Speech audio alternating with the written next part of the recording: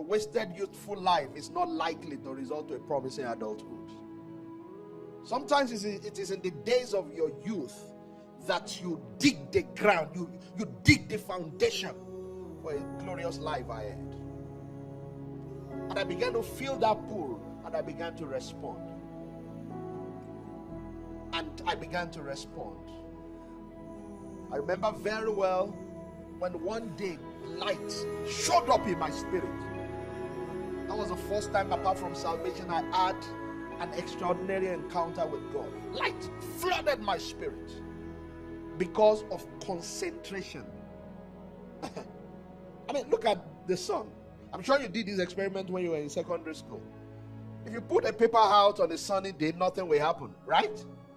But put a microscope between the sun and the paper, and what will happen? It will burn. What do you think was what changed? It wasn't the sun, it wasn't the paper. It was because what the microscope did was to draw the power of the sun in a concentrated mode.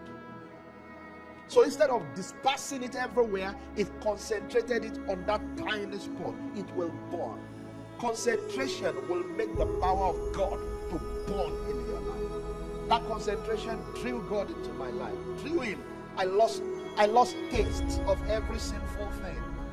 I know what it means. You know, that's why it says the natural man cannot understand the things of God. You go online and begin to argue with somebody. No, it's not possible to be free from sin. No, it's not possible. We are all humans. You are arguing with a human. You are a spirit. You are arguing with a human. What he has just read about, he has never encountered it before. And that's why sometimes God says, don't respond. You say, I will respond. Say, don't respond. He has read about it, but he has not seen it before.